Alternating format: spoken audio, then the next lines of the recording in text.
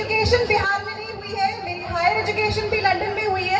Bihar youngest state है, इतना high IQ state है, लेकिन तब भी हम सदन में बिल्कुल भी नहीं है, विधानसभा में नहीं है। विधानसभा में सिर्फ बुजुर्ग लोग हैं, हमें रिस्पेक्ट है बुजुर्ग लोग के लिए, लेकिन सदन में युवाओं को जाने की जरूरत है, हमारी समस्याओं को आगे बढ़ाने की जरूरत है, अधिकारों को सामने रखने की जरूरत है, और हमें लड़ाई खुद लड़नी पड़ेगी।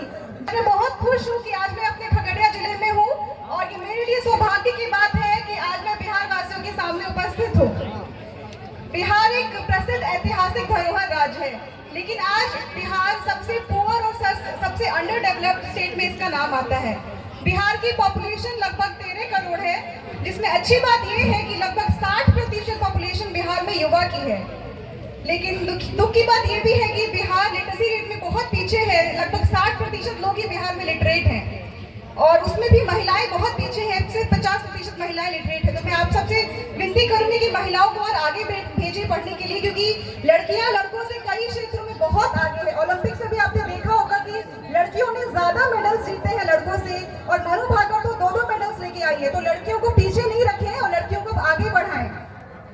और मैं युवा के बारे में बात करना चाहूंगी कि आज का युवा देश का भविष्य है, और बिहार में युवा सबसे ज्यादा है। पूरे भारत में सबसे ज्यादा युवा किसी प्रदेश में है तो बिहार में है, लगभग 7.5 करोड़ युवा है बिहार में, और युवा को बहुत परेशानियों का सामना फेस करना पड़ता है बिहार में।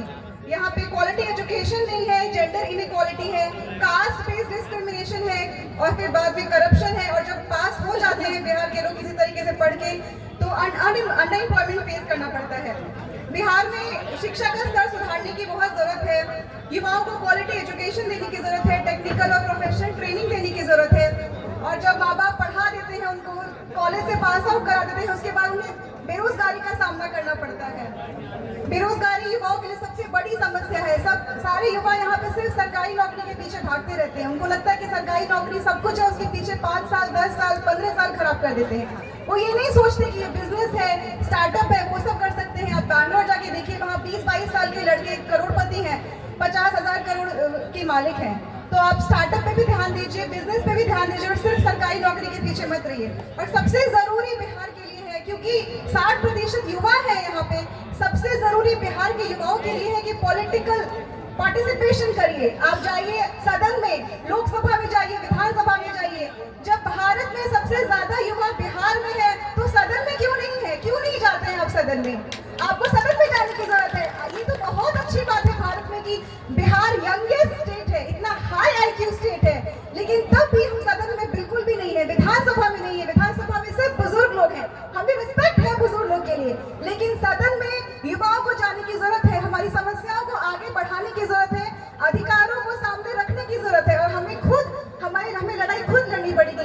जब अर्जुन भी लड़ाई कर रहे थे, तो श्री कृष्ण ने कहा था कि आपको अपनी लड़ाई खुद लड़नी पड़ेगी। तो मैं और आप कौन है? हम किसका इंतजार कर रहे हैं? हमें अपनी लड़ाई खुद लड़नी पड़ेगी, हमें अपने अधिकार सामने रखने पड़ेंगे, अपने जो भी प्रॉब्लम्स है हमारे युवाओं की, उसको सामने रखना पड़ेगा, करप्शन से लड़ना होगा, और हमें आगे बढ़ना पड़ेगा, और ज्यादा से ज्यादा पॉलिटिकल पार्टिसिपेशन हमें करना पड़ेगा। यही कहते हुए मैं बोलना चाहूंगी कि युवाओं, देश को बदलने की शक्ति आपके पास है।